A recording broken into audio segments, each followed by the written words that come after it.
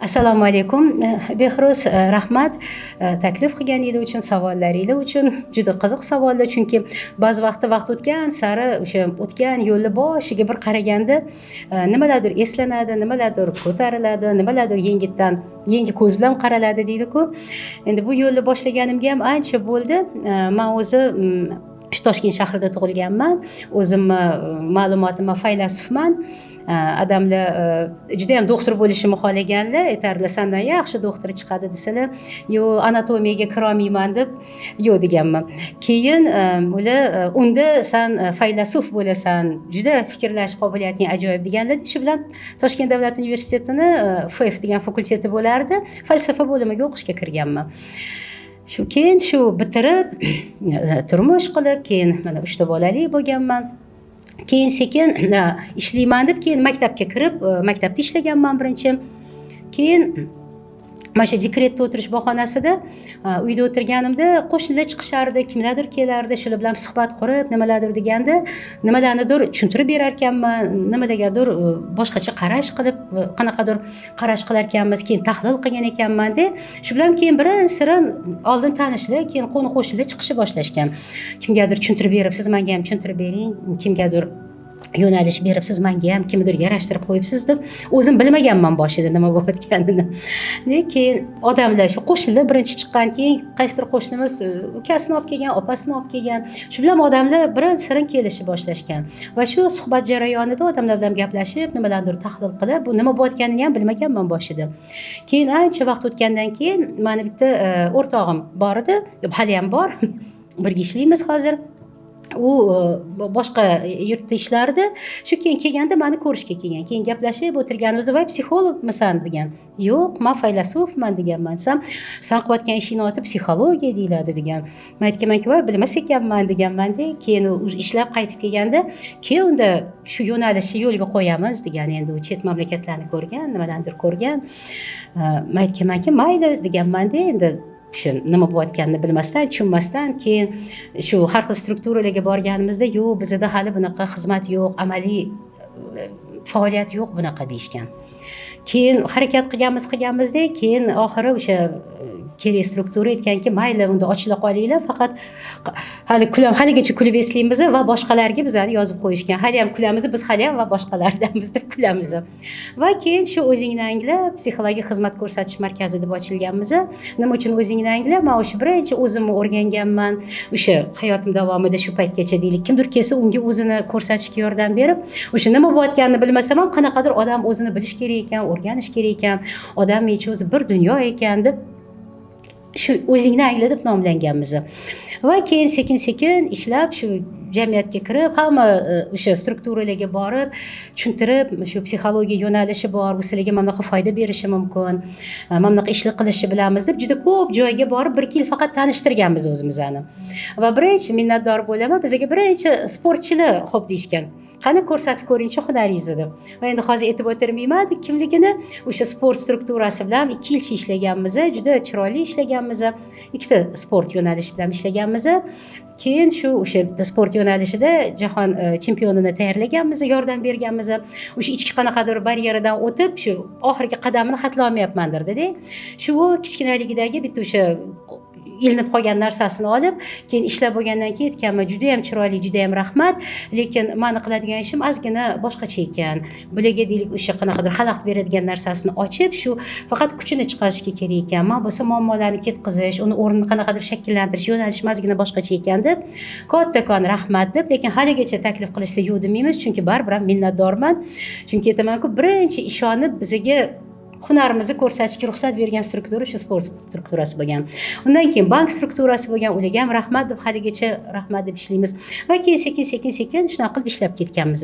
Keyin odamlar kelgan, odamlar kelishni boshlashgan va ularga sekin tushuntirib, o'zi bu nimaligini tushuntirardik. O'sha boshida nimaga mana bugungi kunda qanaqa yo'nalishda ishlaysizlar desa, men ish sohasini ham birinchi ko'rsatmayman, yo'nalishlarni aytamanki, birinchi qiladigan ishimiz biz psixologik savodxonlik yo'nalishida ishlaymiz. Keyin tushunsak, bu savodxonlik mexanik ekan.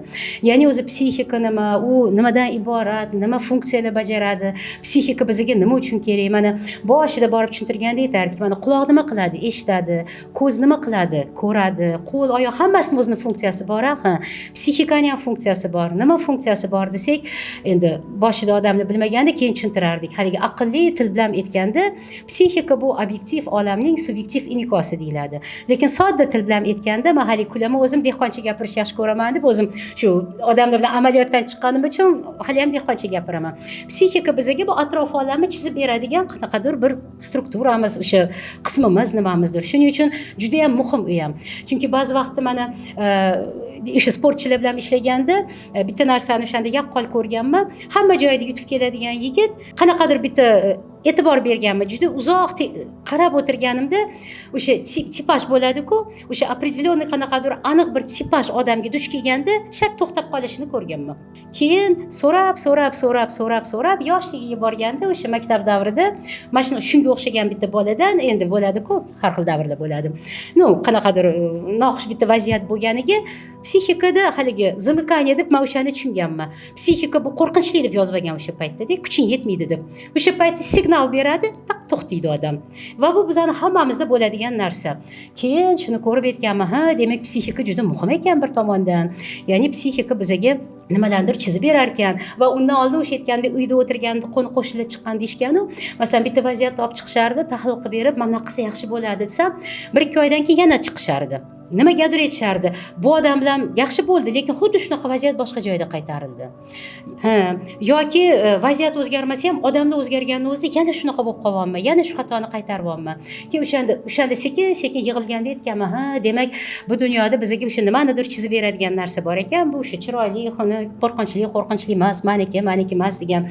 Keyin uni aniq so'zlari kelib chiqqan va undan tashqari shu so'zlarga reaksiya bildiradigan bizning qanaqadir strukturamiz bor ekan deb, keyin shu narsalar balki o'sha odamlar aytganlaridek san xayolparastsan yoki juda ham bir qatlagadir kirib chiqishni yaxshi ko'rasandir dedilar. Balki o'sha keyin falsafa fakultetida o'qiganim ham fikrlash qobiliyatimi, balki yana nimalardir deylik.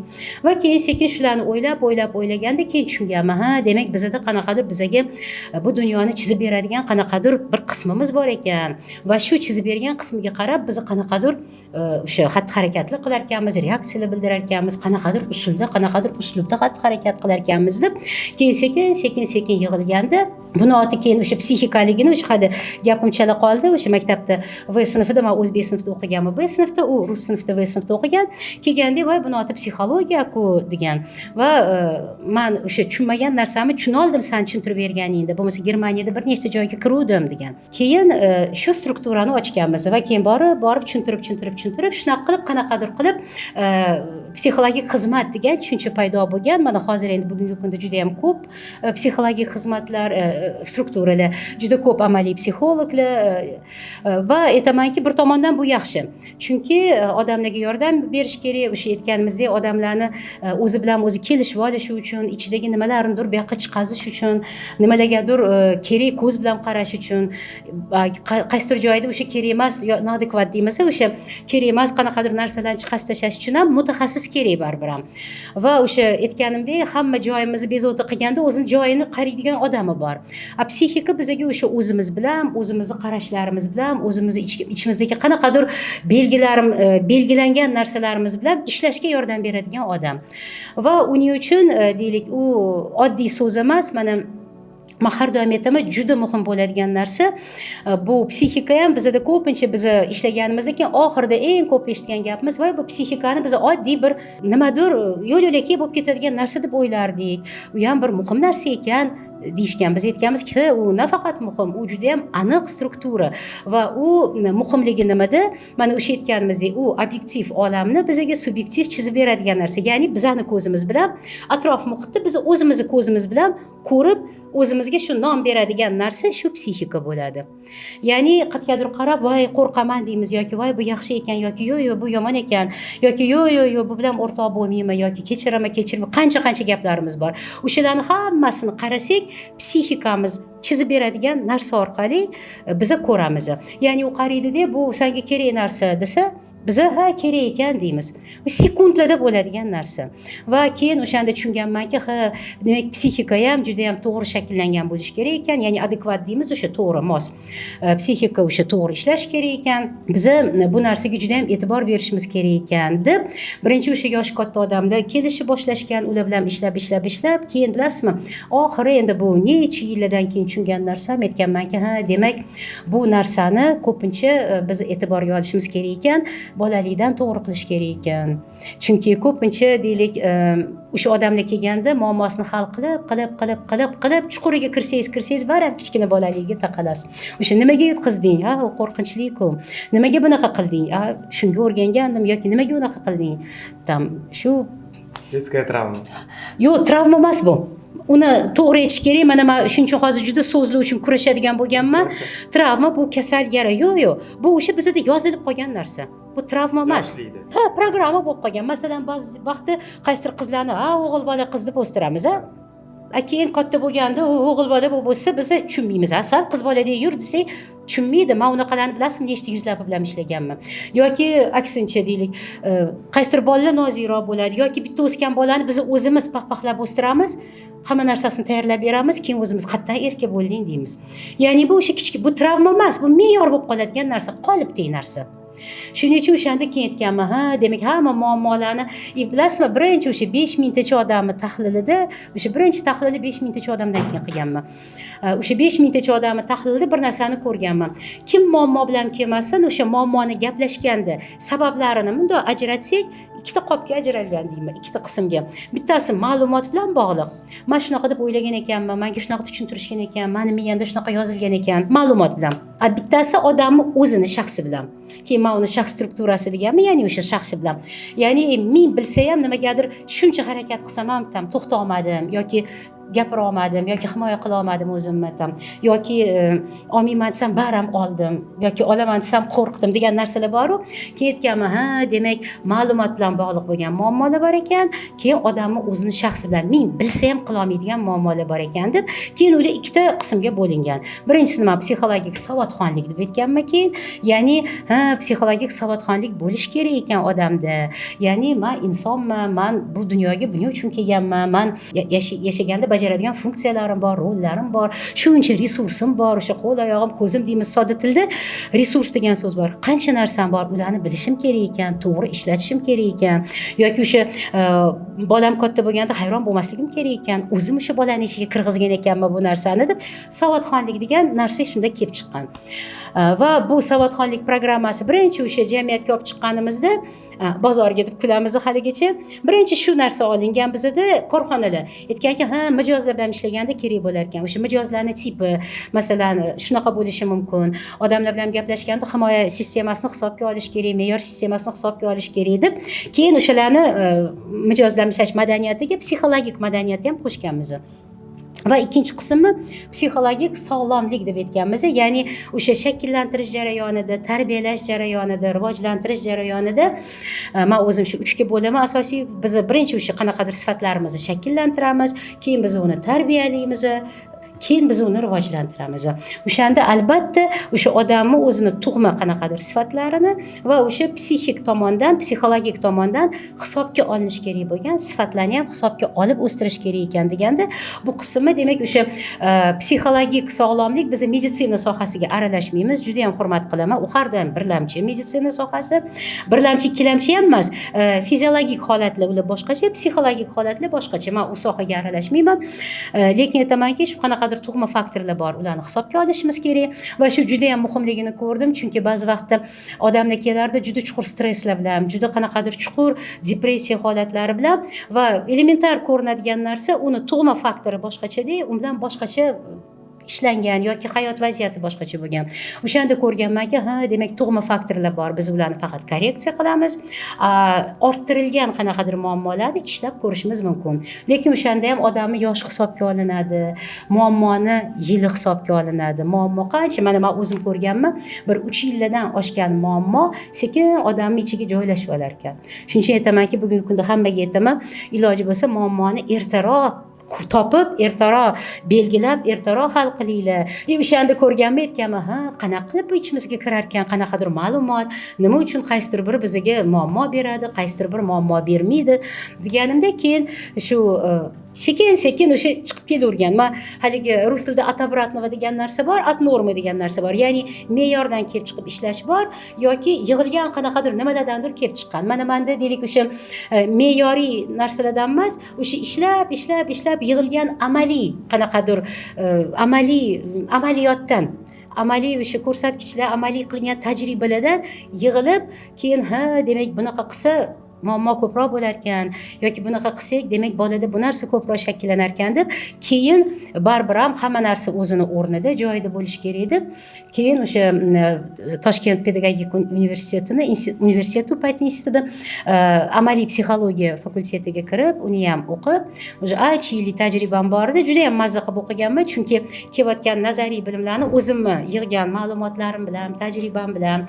o'sha qoliplarim bilan qanaqadir formulalar bor edi. Domlalar bilan ham mazza qilib gaplashardim, ular ham bilishardi amaliyotchiligimni. Birinchi bo'lib shu o'zimni tilimda, shu tilda gaplashgan odamlarim shu institutda amaliy psixologiya fakultetini domlalari bo'lgan. Men ularga o'sha aytib berib, mana shunaqa o'sha rostdan sodda o'sha dehqoncha tilda deyman, aytib berganlarimni, keyin bu ha, ilmiy tilda bunaqa deyilar ekan, bu bunaqa deyilar ekan deb, keyin juda minnatdor bo'lgan joyim o'sha baribir ham imtihon topshirgandek bo'lganman o'zim uchun. Chunki qanichi to'g'ri ishlanyaptimi, yo'qmi deb. Chunki deylik xususiy struktura bo'lganimiz uchun deylik o'sha biznes struktura sifatida o'zimizni qonun qoidalar bajarilardi, lekin bu professionalizm darajasida qanaqa bo'lyapti ekan deb o'sha yerda ko'rganman. Va o'sha ko'p ishlayotgan narsamni ilmiy nomlarini o'sha yerda bog'laganman keyin. Mana haligi o'sha gaplarni yana bir marta jamlab aytsak, o'sha ishlab odamlar bilan suhbatlashib ishlash jarayonida o'sha hamma yig'ilgan sabablarni o'sha guruhlaganimizda ikkita guruh bo'ldi. O'sha bittasi ha, demak uni bizga psixologik savodxonlik deb nom berdik. Demak, ha, odam deylik o'sha yosh davrlarni ham bilish kerak ekan, jins psixologiyasi degan narsa bor. Uni ham o'sha o'g'il bolani o'g'il boladek, qiz bolani qiz boladek o'stirish kerak ekan. Hamma bolaga o'zini yoshini davrida kerak bo'ladigan narsalarni berish kerak ekan deb. Keyin undan tashqari o'sha xarakter deyishadi. Deymiz, o'zimiz ham xarakteri asosida turadigan nimalardir borligini o'shalarni sekin ko'rib yig'ilganida, undan tashqari deylik odamlar charchab qolamiz deydi. Ha, demak stress tushunchasi o'shandan kelib chiqqan mavzu emas. Juda ko'plab nizolar, asosan nizolar bilan kelishgan bizda. Endi shu tushunmovchilik bilan yoki uni sal chuqurrog'i nizo bilan deylik. Nizolar, mavzular o'shalar yig'ilib, keyin biz uni psixologik savodxonlik deb nomlaganmiz. Ya'ni uni o'sha psixologik savodxonlik paketi ham deganmiz. Ya'ni odam mana maktabga boramiz, birinchi 4 sinfda boshlang'ich maktab deymiz, o'sha kerak bo'ladigan birinchi boshlang'ich narsa, ilm, bilimlarni yig'ib olamiz. Ana undan keyin o'rta maktab deymiz, keyin oliy maktab deymiz. Ya'ni o'sha hammasini o'zini oladigan bilimlari bo'ladi. Xuddi shunga o'xshab psixologiya fanida ham juda o'ziga yarasha chuqur ma'lumotlar juda ko'p, lekin birlamchi bilish kerak bo'ladigan o'sha har bitta odam, nafaqat psixologlar. Mana men o'ylaymanki, har qanaqa fanni eng katta yutug'i uni fan o'sha yetkazib beradigan qanaqadir ma'lumotlarni o'sha tug'ib beradi deymiz, yetkazib beradi deymiz, tushuntirib beradi deymiz. Ma'lumotlarni kundalik hayotda odam ishlatishi, menimcha eng katta yutug'i ham shu bo'lsa kerak. O'sha xalqqa xizmat qilishi, odamlarga xizmat qilishi, har bitta oilaga xizmat qilishi, umuman olganda bu shu o'zimizning jamiyatimizga, vatanimizga xizmat qiladi shu. Chunki ichimizda qanchalik savodli odamlar ko'p bo'lsa, savodli munosabatlar ko'p bo'ladi. Qanchalik deylik o'sha tushuntirib beradigan nimadir ma'lumotlar bo'lsa, odamlar bir-birini tushunishi oson bo'ladi. Jamiyatda qanaqadir nizolar o'sha oilalarda kamroq bo'ladi. Va shuning uchun bu savodxonlik paketiga biz juda qattiq deylik ishlaganmiz. Qaysi ma'noda u kerakligini o'sha tushuntirib, o'sha erinmasdan yurib tushuntirib, o'sha pulingni ham eshitib ko'rsanglar bo'ldi. Bu juda kerak narsa deb tushuntirib. Hozirgi kunda ming rahmat, bu endi o'sha tushuncha yashayapti. Ming rahmat. Endi buni yana ham kengaytirmoqchimiz. Qaysi ma'noda? Faqat o'sha psixologiya yoki psixologik muammolarni hal qilishda emas, umuman o'sha odamni bolani tarbiyasida, odamni o'zini ustida ishlashida, faqat muammoda emas, o'sha tarbiya masalasida, o'zini shakllantirish masalasida, tarbiya qilish masalasida, rivojlantirish masalasida, yo'naltirish masalasida o'shalar ishlatish kerak bo'ladigan o'sha ma'lumotlar bular kerak deb mana endi o'shalarni aytyapmiz. Va ikkinchisi bu o'sha psixologik sog'lomlik deganmiz. Bu meditsina yo'nalishiga hech qanaqa nima deydi, davoyimiz yo'q. Ya'ni o'sha baribir ham odam ya'ni o'sha aytganimizdek psixika bu bizga bu olamni chizib beradigan narsa. Lekin u qachon bizga uni chiroyli qilib chizib beradi? Qachonki o'zimiz ichimiz chiroyli bo'lsa. Qachon u bizga bu olamni qop qorong'i qilib chizib beradi? Qachonki ichimiz endi o'sha qora rangga bo'yalgan bo'lsa yoki qachon bizga shu har bitta ko'radigan narsamizni g'ashlikni ko'rishga imkoniyat beradi deymizmi, ko'rsatadimi? O'sha ichimizda g'ashlik bo'lsa, rostdan shunaqa. Mana hozir gaplashganda ming rahmat, ko'zingiz bir 3 marta o'zgardi, gaplarimni tushunganingizni sezdim. Chunki rostdan mana ko'plar voy ichim g'ash bo'ldi desa, bu yaxshi emas, yomon emas, nimagadir ichini g'ash qiladigan narsa bor ekan deb keyin odamni ichi sekin qaraladi. Shuning uchun men ming rahmat deyman. Haligi mana bilim degan aytdim-ku, bilim bor, ilm bor, ularni farqida o'sha ilm olamida shuning uchun aytishadiki, o'sha bizani ozgina qiynab qo'ygan vaziyatlarga yoki bizani qiyin holatga qo'ygan odamlarga rahmat deymiz. Chunki ular bizani ichimizdagi o'sha qanaqadir o'sha qolib ketgan g'ashliknimi, o'zimiz bilmagan nimanidir bizga bundoq qilib tiyib ketib ko'rsatib berishadi degan joyi bor. Shuning uchun ming rahmat deb aytilgan. Shu keyin shu ikkita yo'nalishni psixologik sog'lomlik va psixologik savodxonlikka o'ylab keyin yo'lga qo'yishni boshladik va o'sha birinchi qilgan narsamiz yana o'sha amaliyotdan yig'ganimiz, o'sha savodxonlik bilan bog'liq bo'lgan muammolarni yig'ganimizda nimalar chiqib kelgan? Demak, o'sha ko'pincha odamlar voy bir-birimizni tushunmayapmiz deganda, nimalar ta'sir qilishi mumkin ekan deganda, o'sha birinchi odamni o'zini psixologik portreti deb aytganmiz, ya'ni psixologik rasmi nimalar ta'sir qilar ekan unga deb, o'sha tug'ma faktorlar bor, ya'ni o'sha temperament tushunchasi, u xarakter keyin ikkilamchi deylik, keyin o'sha muloqot strukturasi, ya'ni o'sha kerak deylik narsalarni yig'ib, undan psixologik savodxonlik paketini yig'ganmiz. Ya'ni u o'zimiz bilan bo'ladigan munosabatda, atrof olam bilan bo'ladigan munosabatda, yonimizdagi odamlar bilan, o'sha tanishlar bilan, notanishlar bilan bo'ladigan munosabatda doimo ishtirok etadigan qanaqadir tushunchalar bor, mavzular bor, bizani ishtirok etadigan qanaqadir qismlarimiz bor. Ana o'shalarni bilsak, o'shanda nimadir osonroq, muloqot osonroq bo'lishi mumkin ekan. Ya'ni buni keyin bemalolroq gapiramiz va unga shu asosiy qanaqadir mavzular kirgan, ya'ni bizani o'zimizni psixologik qanaqadir faktorlarimiz, yosh davri psixologiyasini ham hisobga olish kerak. Chunki hattoki mana bola masalasida bizga ishonmaysiz, eng ko'p murojaat qilinadigan savollar nima deb o'ylaysiz? Mana har xil mavzuda kelishadi.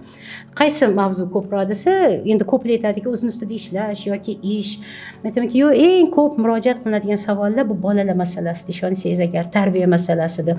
Eng ko'p qanaqa mavzuda ishlasak ham, hattoki qanaqa mavzuda treninglar o'tsak ham, baribir ham oxirida bola masalasi chiqib keladi. Chunki keyin bolalarni so'rashadi. Bu juda ham muhim, chunki o'sha bolani tarbiyalaganimizda ham biz uni tug'ma faktorlarini bilishimiz kerak. Baribir ham masalan ba'zi vaqt aytamizki, voy muncha sergapsan, kam gap bo'lgan deymiz. Lekin u balki tug'ma ekstrovertdir. U tegi tug'ma ko'p gapirishga moyil. Bu yaxshi yomon degani emas. Keyin biz uni sekin korreksiya qilib, o'sha me'yorida gapirishni o'rgatishimiz kerak. Lekin butkul kam gapirishga o'rgata olmaymiz. Chunki bunda biz uni aynan o'sha fiziologik tomonlariga ta'sir qilgan bo'lamiz. Shuning uchun juda ham ko'p bizga nevropatolog lecheniyadan keyin yoki nevropatolog bilan parallel ravishda keladigan mijozlar ko'p bo'lgan, aynan shu asab sistemasi bo'yicha.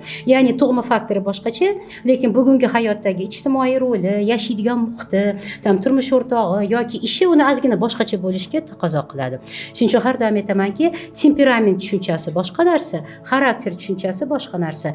Xarakterni biz shakllantiramiz, biz uni o'zgartirishimiz mumkin. Temperamentni biz faqat korreksiya qilishimiz mumkin. U hali bizning omonatimiz, biz u bilan tug'ilamiz, biz u bilan ketamiz. Shuning uchun uni korreksiya qilamiz, lekin bu degani shu borimcha o'tiraveraman, odamlar menga ko'nsin degani emas. Ya'ni uni o'sha bilib, qanaqadir o'sha savodli ravishda, me'yorda, ziyon yetkazmaydigan holatda qilinadigan narsa. Shuning uchun bu ma'lumotlar kerak bo'lishi mumkin.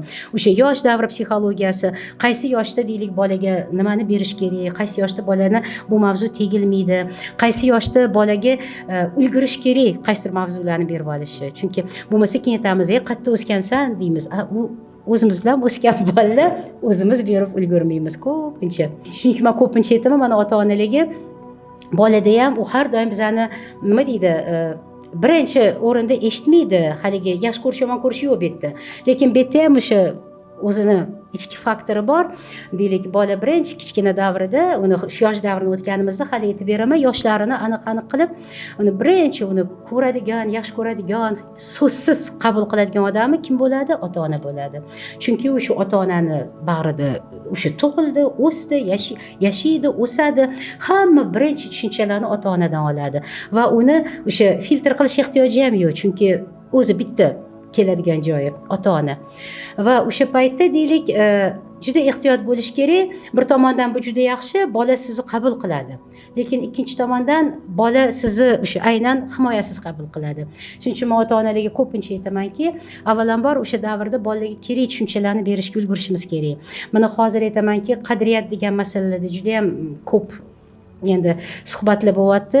Qanaqadir muammolarni ishlansa ham qadriyatga borib taqalibamiz. Chunki qanaqa xohishimiz bo'lmasin, qanaqa motivlarimiz bo'lmasin, nima intilishimiz bo'lmasin, baribir ham qadriyatni, qanaqadir qadriyat tushunchasi orqali ichida bo'lmasa juda qiyin bo'ladi yo'naltirish.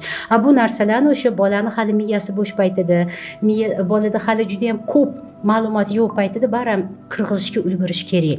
Ya'ni sen odamsan, hurmat qilish kerak, uyalish kerak, salom berish kerak deb birinchi elementar narsalarni kichkinaligida berib olinadi. Keyin bola kattaroq bo'lib, maktabga borib, sekin-sekin atrofida odam ko'payadi. Bog'chada ham deylik, bola bog'chaga boradi, bolalar ko'payadi, lekin asosiy o'sha regulyator yosh katta bog'cha bo'ladi. Shuning uchun kichkina bolada yosh katta odamga qarab turish ko'proq bo'ladi. Undan keyingi davrda o'sha bolada tengdoshlari sekin-sekin nima deydi, shu muhim bo'lishi boshlaydiki, shunaqa davr keladiki, bola o'zini o'zi ko'rib, o'zim bilarkanman degan davr keladi. Va bu narsalarni hammasini hisobga olib, o'sha odam bolaga kerak bo'ladigan tushunchalarni, qanaqadir kerak bo'ladigan sifatlarni o'z vaqtida, o'z davrida shakllantirib olish kerak. Bu deganiki keyin bo'lmaydi degani emas. Lekin keyin bunga necha marta ko'proq vaqt ketadi, necha barobar ko'p kuch ketadi, necha barobar ko'p qanaqadir o'sha hamma ichimizdagi his-tuyg'ularimiz, aqlimiz ko'p ketadi, resurslarimiz ko'proq ketadi. Chunki o'sha aytganimizdek, tabiat deymizmi, haligi o'zi deymiz, bizani o'zi bilib juda chiroyli hamma narsamizni berib yaratgan, hammasi o'z vaqtida, joy-joyida qoliplarda bo'ladi. Va vaqtida bo'lmagan narsani bu juda qo'rqinchli emas, bu ko'proq resurs ketadi, ko'proq harakat ketadi, ko'proq bizani o'zimizni kuchimiz ketadi. Shuning uchun o'z vaqtida bo'lgani yaxshi. Va shuning uchun mana oxirgi paytda aytaman, buni bekitadigan joyi ham yo'q. Mana bir qancha yo'nalishlarda ishlaymiz. Mana endi sekin o'sha narsalarni, ma'lumotlarni yig'ib, tahlil qilib bitta paket qilganimizda aytdimki, demak, ota-onalar bilan alohida ishlaydigan yo'nalish qilish kerak ekan. Va endi bu yog'iga deylik, bu psixologiya yo'nalishini yo'lga qo'ydik. Bu hozir bo'lyapti, mana ishlayapti, Xudoga shukr, ming rahmat. Endi ota-onalar maktabini ochishimiz kerak ekan dedim. Buni kimdir eshitib, o'sha ishlatishni ham boshlabdi. Men aytdimki, hammani o'sha savol javob o'ziga, men o'zimni yo'nalishimni o'zim bilaman, nima bermoqchiligimni bilaman, nima tushunchalar bermoqchiligini bilaman va keyin kuch yig'ib shu ota-onalar alifbosini yozar ekanmiz deb kuldik. Ya'ni bu nima uchun kerak? O'sha bola bilan ishlaganimizda, bolani tarbiyalaganimizda, yashaganimizda, tarbiyalaganimizda bilishimiz kerak bo'lgan asosiy narsalar baram nimadir narsalarni biz birinchi shakllantirib olishimiz kerak. O'sha o'z vaqtida bo'sh turgan paytida. Chunki hali bitta gap bor-u, bo'sh joy bo'shligicha qolmaydi. Uni o'rnini kimdir egallaydi baribir ham deb. To'ldiradi kimdir baribir ham to'ldiradi. Ayniqsa bugungi kunda bu juda imkoniyat ko'p, chunki telefon deymiz, internet deymiz, boshqa deymiz. Yaxshi yomon demoqchi emasman, ma'lumot ko'paygan demoqchiman. Va shuning uchun bolada olish olmaslik yoki deylik filtr qilib ko'rish yoki solishtirib ko'rish degan narsani imkoniyati ko'paydi.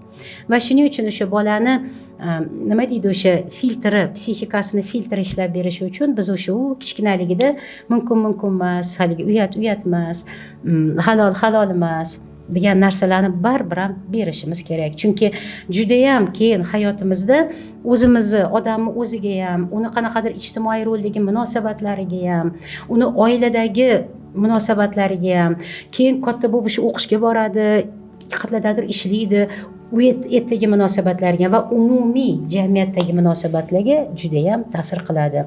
Ya'ni o'sha deylik, ilmi bor odamlarning jamiyati ilmli bo'ladi. Insofi bor odamlarning jamiyati insofli bo'ladi. Diyonati bor odamlarning jamiyati diyonatli bo'ladi. Shuning uchun hammasini o'z vaqtida ulgurishimiz kerak ekan. Va ming rahmat, tabiat deymizmi, o'zi deymizmi, hammasini bergan. Da'vo qiladigan joyimiz yo'q. Birlamchi yosh kichkinaligida bizni tanlamaymiz. Bizni tanlamaymiz ota-onani, bizni tanlamaymiz tug'iladigan oilamizni, o'sadigan oilamizni. Bizni o'zimiz tanlamaymiz boradigan bog'chamizni. 3 yashar bola nimani tanlaydi? Va hattoki 1-sinfga borganda ko'pincha maktabga ham tanlay olmaymiz. Endi hozirgi davrda bolalar aqlliroq, o'rtog'im boradigan maktabga boraman deydiganlar ham hozir ko'p, lekin tegi bolani o'zi bu menga kerak emas deb hali tanlash imkoniyati yo'q. Shuning uchun boshida bu agar ijtimoiy yosh psixologiyasini hisobga olgan holatda bolani o'zi, odamni o'zi tanlamaydigan davri ham bo'ladi. Ya'ni buni obyektiv faktor deymiz shuning uchun. Ya'ni bu obyektiv holat, qaysi oilada tug'ilishimiz, qaysi muhitda o'sishimiz. Lekin yoshimiz katta bo'lgandan keyin o'zimizni shaxsimiz shakllanib, rivojlangandan keyin o'zimizni shaxsiy hayotimizni, keyin o'zimizni bu yosh katta bo'lib, baribir ham mana bu yerda har xil tushuncha, kimdir aytadiki, qaysidir kitoblarda 21 yoshdan keyin deyiladi, keyin qayerdadir 27 yoshdan keyin deyilgan. Ya'ni uni o'zini davrlari ham bo'ladi. Kimdir aytadiki 15 yoshdan keyin. Men baram o'ylaymanki, o'sha bu baram 20 yoshdan oshiladigan davr bo'ladi, qachonki odam o'zini o'sha strukturasi shakllanib, o'zi haqida, atrof haqida qanaqadir bilimlari, ma'lumotlari, qanaqadir qadriyatlari yig'ilishi kerak, qanaqadir tushunchalari yig'ilganda keyin baribir ham odam o'zi ham tanlaydi. Chunki deylik, o'sha 10 ta do'stimiz bo'lishi mumkin, bittasi bilan qolishimiz mumkin. Yoshimiz katta bo'lgan sari, shaxs strukturamiz shakllangan sari keyin tanlash imkoniyatimiz ham, hojatimiz ham paydo bo'ladi. Chunki bu nima degani? Mana masalan aytishadi-ku, voy, seni qanaqa ta'mni yaxshi ko'rasan? Kimdir aytadiki, masalan, voy, men osh yaxshi ko'raman, oshga ketdik. Kimdir aytadiki, sho'rva yaxshi ko'raman, sho'rvaga ketdik. Xuddi shunga o'xshab, bizani shaxs strukturamiz ham bizani tanlovimizni qilib beradi. Ya'ni shaxs strukturamizda 11 ta aniq punkt bor, uning ichiga o'sha qadriyat, maqsad, me'yorlarimiz, qonun qoidalarimiz, bizani motivlarimiz, ya'ni xohishliklarimiz kiradi, hammasi yig'iladi. Demak, menga mana bu to'g'ri keladi yoki bu to'g'ri kelmaydi. Va hattoki o'qishga kirish jarayonida ham bizga ko'p abituriyentlar ham kelardi. Qaysi o'qishga kirmoqchisiz? Bu yoqqa. Nimaga? Chunki bu yaxshi, masalan, keyin ish topish mumkin yoki oylik yaxshi bo'ladi yoki nimadir. Keyin qarab tursangiz, o'zi uni gaplashganingizda layoqati boshqa narsaga bo'lishi mumkin. Ya'ni bu o'sha shaxsiy ijtimoiy programmalar mana shu yerda ham nima deydi? To'g'ri topish kerak. Ya'ni odamni o'zini deylik, atrof muhit bilan bog'liq bo'lgan yig'ilgan ma'lumoti bor, keyin katta bo'lgan sari o'zi yig'adigan ma'lumotlari bo'ladi. Ana o'shalar o'zi bilan kelishgan bo'lishi kerak. Bo'lmasa ichki nizo deganimiz shu. Biz atrofdan yig'gan ma'lumotimiz boshqacha bo'ladi-da, ichimizda gapirayotgan gap boshqacha bo'ladi. Keyin uni kelishtirgungacha 2 gram ketadigan kuchga 5 gram kuch ketkazib yuboramiz. Совпадать qilmaydi. Keyin u yig'ilib yo charchoq chaqiradi bizda. Keyin agar u ketmasa, keyin sekin-sekin asab sistemamizga tegishni boshlaydi. Chunki biz bitta tilda emas, miyamiz ikkita tilda baravar gapirishni boshlaydi. Mana shuning uchun tushuntiraman, mana qaysidir mavzuyimizni xohlasangiz, aynan shu psixosomatika degan temaga qilamiz. Ko'p kasallarni biz o'zimiz chaqirib olamiz rostdan ham. Ya'ni bu nima degani? Mana bizning organizmimiz o'zini funksiyalarini bajarishi kerak. O'sha funksiyalarni keragidan ortiq ishlatsak, masalan deylik, bitta narsani deylik, psixika deylik, shu bizga chizib berish kerak. Lekin qanaqadir vaziyatda biz boshqacha chizgan bo'lsak, tushuncha bizda bu yaxshi yoki yomon deyilgan. Vaziyat boshqacha dedi. Keyin bizning psixikamiz uni ko'rib, boshqa tilga ag'darib degandek moslashtirib, keyin boshqa tilda aytganda o'sha 2 barobar ko'p kuch ketadi. Yoki deylik, oshqozonim yaxshi hazm qilmaydi, ammo baquvvat ovqat yedim. Oshqozonimga kuch ko'p ketib qoldi. Bu meditsina tilida. Psixologiya tilida menga to'g'ri kelmaydigan narsani ichida baribir ham kulib o'tirishim kerak. Psixikam ana yomon ko'radi, yoqmaydigan vaziyating bo'lyapti deydi. Bu degani signal, senga yoqmaydi, kulmay o'tir. Masalan, ijtimoiy programmamiz aytadi, yo'q, atrofda odamlar bor, kulib o'tirishing kerak. Mana shu oddiy sodda til bilan aytganda, buni tushunsa odamlar o'ziga o'zi psixolog ham bo'lib ketadi. Demak, o'sha bizning signalimiz bitta gap aytdi, boshqa ikkilamchi signalimiz, yo'q, senga bu to'g'ri kelmaydi, bu kerak deydi. Va ular kelishsa kelishdi, kelishmasa ichki nizo bo'ladi yoki kelishgan taqdirda ham ikkita til baravar ishlaydi. Bu degani bizada bitta ortiqcha kuch ketyapti, bitta kanalimiz ortiqcha ishlayapti degani. Shuning uchun keyin bunaqa vaziyatda charchoq ola boshlanadi. Shuning uchun ijtimoiy rollar o'zgarganda, masalan, bola uyda o'tirib bog'chaga chiqsa, bitta stress bo'lib oladi, baribir ham o'rganib olishiga vaqt kerak.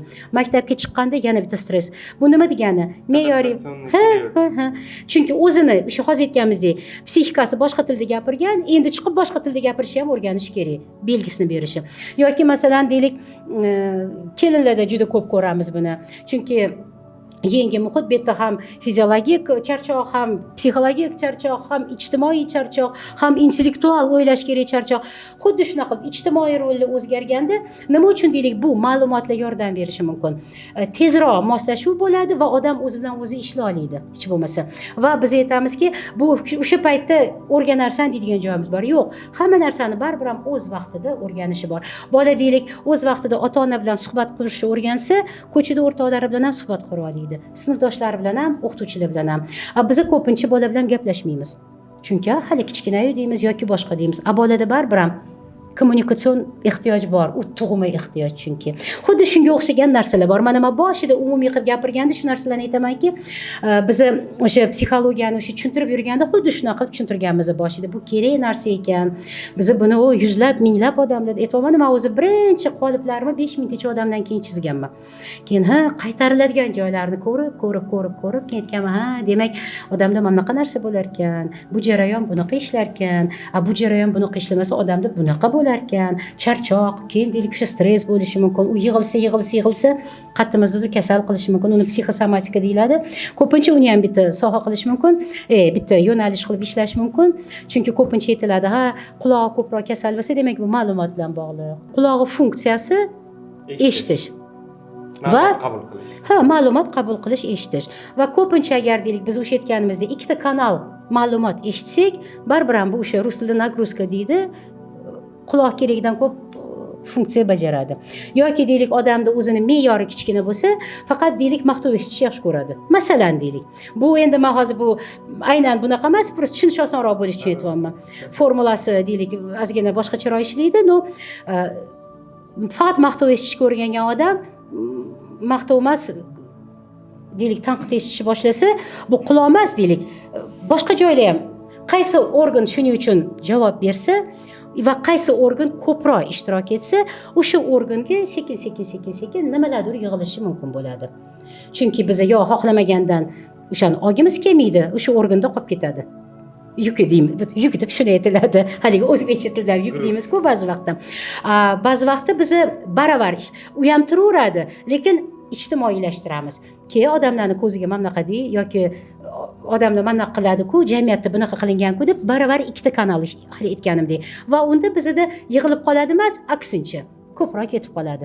Va ko'pi ham, kami ham bu keyin sekin yig'ilgandan keyin o'sha ishlatilgan qaysi resurs ishlatilishiga qarab o'sha resursni birinchi charchatadi, keyin ozgina hajil qilishi boshlaydi, keyin deylik bezovta qilishi boshlaydi, keyin yig'ilib kasal ham qilishi mumkin. Bu o'zi sekin yig'iladigan narsa. Agar tomchidan yig'ilsa, har qanaqa deylik sohani o'zini bir boshlang'ich nimadandir boshlab oladigan narsasi bor. Mana psixologiya fani ham nimada yordam beradi deb o'ylayman. Mana odam bu dunyoga keladi, yashaydi. U birinchi o'rinda o'zi bilan o'zi muloqot qilishi bilish kerak va o'sha aytganimizdek, u bitta oilada tug'iladi, qanaqadir bog'chaga chiqadi, maktabga, do'stlari bo'ladi, ishlaydi, keyin turmush qiladi, ijtimoiy munosabatlari bo'ladi.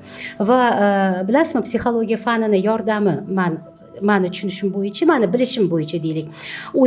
Odam o'zi bilan o'zi qanaqadir munosabat qurib olish, o'zini tushunib olishi, bilib olishi, qanaqadir munosabat bo'ladi. O'zim bilan o'zim kelishganman deyish bor. Yoki men o'zim bilan o'zim juda ham yaxshi munosabatdaman. Yoki kimlardir aytadi, hech o'zim bilan chiqisha olmayman degan gaplar bor. Psixologiya fani shunda yordam berishi mumkin va beradi. Va atrof olam bilan, atrof muhit bilan, o'sha har xil odamlar bilan, har xil ijtimoiy rollarda, har xil guruhlar bilan munosabat qurib ketishga yordam beradigan soha. Mana masalan bozorga borganimizda bizni sanashni bilishimiz kerak. Sonlarni, chunki hisob kitobni bilishimiz kerak. Xuddi shunga o'xshab ham yana qanaqadir sohalarda o'sha yana aniq narsalari bor-da, uni qanaqadir sohani. Xuddi shunga kitob o'qish uchun biz harflarni bilishimiz kerak. o'qishni bilishimiz kerak. Xuddi shunga o'xshab o'zimiz bilan o'zimizni deylik shakllantirish uchun, o'zimiz ustimizda ishlashimiz uchun ijtimoiy qanaqadir munosabatlarni, har xil ijtimoiy rolda o'sha kimnidir bolasimiz, onasimiz, o'rtog'imiz, turmush o'rtog'imiz, xodimimiz, hamkasbimiz munosabatlarni to'g'irlash uchun ham bilish kerak bo'ladigan qanaqadir ma'lumotlar bor. Birinchidan bu o'sha deylik o'zimizni deylik sifatlarimizni bilish, temperament, xarakter deymiz, yosh davri, jins davri psixologiyalari. Undan tashqari odam ijtimoiy mavjudot, muloqot qiladi, bir-birimiz bilan muloqot qilamiz. Har doim gaplashib, endi muloqotda bo'lamiz, kommunikatsiyada bo'lamiz. O'shaning uchun o'zi muloqot o'zi nima? Uni chunki umumiy so'z bilan aytganda muloqot bu muloqot deyiladi. Yo'q, muloqotda ham turlari bor. Chunki ba'zi vaqt aytadi, "Voy, jim o'tirgandim, nimaga unaqa deb o'yladi" deymiz. Chunki muloqotda ham ikkita turi bor. Verbal va noverbal. Ba'zi vaqt indamay o'tirsangiz ham ko'zimiz o'zi aytib beradi yoki yuzimiz o'zi aytib beradi. Yoki kimdan yuzimizni o'zgartirganimizni o'zida aytib beramiz. Ya'ni bu ham mana bir muloqot. Yoki deylik mana hozir yana ko'p murojaat qilinayotgan narsalar stress, depressiya masalalari. Mana stress degan so'zni hozir stress bilan depressiya atamalarini bir xil qilib yuborishdi. Stress bilan depressiya holatini odamda bitta narsa deb aytilyapti. Bu unaqa emas. Ya'ni stress bu sog'lom organizmning reaksiyasi. Stress degani bu bizni qanaqadir yangi munosabatlarga yoki me'yorimizdan tashqariga qanaqadir bo'ladigan yoki bilmagan yoki notanish bo'lgan yoki me'yorimizda yozilgandan boshqacha bo'ladigan qanaqadir ma'lumot eshitsakmi, vaziyatga tushsakmi, shunaqa odamlar bilan munosabatda bo'lganimizda organizmimizni himoya refleksi. Stress degani bunda to'xtab ozgina qarab ko'r degandek gap. Stress bo'ldim degani bu organizm bunday to'xtadi-da, cho'ta me'yorimga to'g'ri kelmayapti degani. Keyin biz uni sekin bunday o'zimizga kelib, nafas olib, boshimizni aylantirib olib, o'sha ishlatib olib, keyin sekin o'zimizga kelib ishlab ketamiz. Depressiya bu yig'ilib, o'sha tushkunlik holati yig'ilib, stress bu tushkunlik holati emas, me'yorimizga to'g'ri kelmaydigan holatga bo'ladigan reaksiyamiz. Depressiya bu bizga me'yorimizga ham to'g'ri kelmaydi birinchidan va asosiysi bu biz uchun noxush bo'lgan, yoqimsiz bo'lgan, o'sha kerak emas bo'lgan qanaqadir vaziyatlarni yoki ma'lumotlarni yoki o'sha muloqotni yig'ilib bizani shaxsimizni endi o'sha cho'ktirib kasallik holatiga olib kelishi, tushkunlik holatini juda ham ko'payib, o'sha psixologik muammo holatidan ozgina endi sekin buni o'sha asab sistemasi fiziologik holatga o'tishi deyiladi. Ya'ni bu har xil narsalar. Stressda masalan ozgina dam oling, uxlang deyilsa, depressiyada baribir ham doktorga boring deyiladi. Masalan, men depressiyadagi odamni ko'rsam, birinchi nevropatologga uchrab keling deyman. Birinchi nevropatolog ko'rib, sizni o'sha me'yoriy holatga keltirib, bu holatdan chiqasin, keyin siz bilan o'sha nima, sizni shaxsingizdagi nima torlik qildiki, deylik, shu vaziyat yoki shu holat yoki shu muloqot endi sizni shu holatga olib keldi. U olib keladi sekin-sekin. Masalan, deylik, biz o'sha kim bilandir o'rtoq bo'lishimiz mumkin, bizga to'g'ri kelmasligi mumkin nimasidir. Yoki o'sha yashaymiz qanaqadir sharoitda, ishlaymiz qayerdadir va deylik, o'sha qanaqadir mana obyektiv, subyektiv holat degan narsa bor. Subyektiv holat bu o'zimizga bog'liq bo'lgan narsa. Obyektiv holat bizga bog'liq bo'lmagan narsa. Ya'ni bu o'sha atrof muhit, odamlar, yana nimalardir, o'sha sharoitlar, o'sha narsalar to'g'ri kelmasa va bizani nima deydi o'sha qanaqadir holatida o'zimizga nisbatan minus deymiz-ku, holatida ushab keyin yig'ilgani depressiya. Odam o'zi xohlasa ham xursand bo'la olmaydi. Depressiv holat degani odam o'sha haligi rus tilida подавленный degan so'z bor. O'sha turib keta olmayapti degan narsa. Shuning uchun ular har xil narsa. Shuning uchun men har doim aytamanki, o'sha qanaqadir tushunchalar bilan ishlaganda mutaxassis bilan gaplashiladi. Keyin juda bo'lmasa deyman, lug'atni olib ko'rib boqinglar deyman, o'sha to'g'ri ishlash kerak. Ya'ni bu kimdir noto'g'ri deyilmaydi. Chunki har bitta mutaxassis o'zini qarashi bor. Men o'zimman noto'g'ri degan so'zni kam ishlataman. Faqat boshqacha qarash bo'lishi mumkin. Meditsina sohasida ham bor, bu sport sohasida ham, psixologiya sohasida ham. Bu men faqat psixologlar haqida gapirmayapman. Bu har qanaqa sohada bor. Va hattoki ota-onalarda, mana ota-ona bilan ishlaymiz deyman, kimdir aytadiki, tarbiya uslubi bunaqa bo'lish kerak. Kimdir aytadiki, tarbiya uslubi bunaqa bo'lish kerak.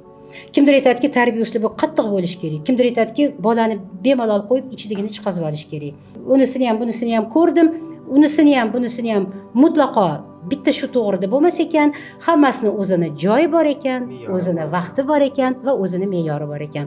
Ya'ni o'sha bolaga qattiq gapirib, qattiq emas, aniq gapirib, chegara qo'yib shakllantiradigan, ya'ni qattiq deganda urishib degan ma'noda emas, aniq konkret chegarali gapiriladigan vaqti bor ekan, keyin o'sha narsa shakllangandan keyin me'yor, keyin uni ozgina kengaytirib rivojlantiradigan vaqti bor ekan.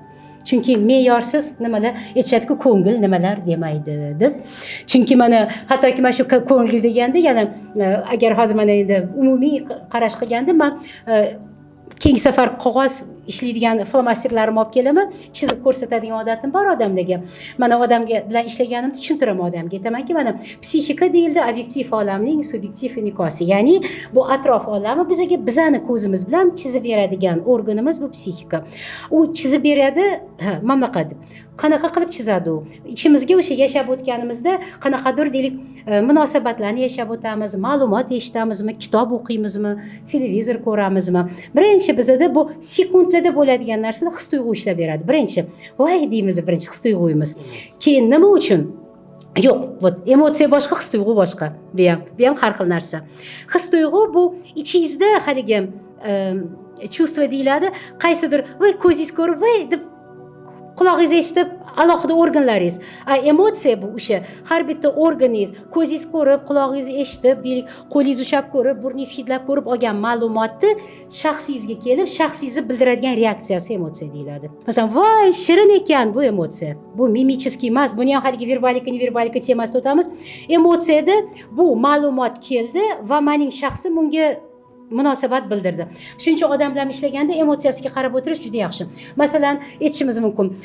Qayerdir boramiz-da, masalan, deylik, masalan, kim bilandir gaplashib o'tiribsiz yoki uchrashuvga chiqdingiz masalan, qarab o'tiribsizlar bir-biringizga. Masalan, deylik, qiz yoki bola bunaqa narsani yeb o'rganmagan deylik. Yaxshirog'ini yeb o'rgangan. Lekin hozir o'zini keng qilib ko'rsatmoqchi. Masalan, yoniga qo'ysangiz, birinchi chuvstvasi aytadi. O'sha чувство sekundniy reaksiya. Bu shirin emas dedi.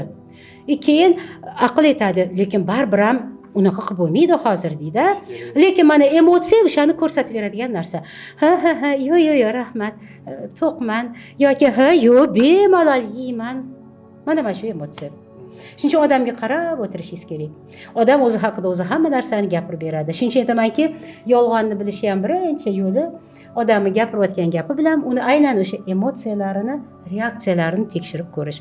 Ya'ni voy, sizni ko'rganimdan juda ham xursandman, voy, xursandman deyish bor. Ha, keling, juda ham xursandman sizni ko'rganimdan deyish bor.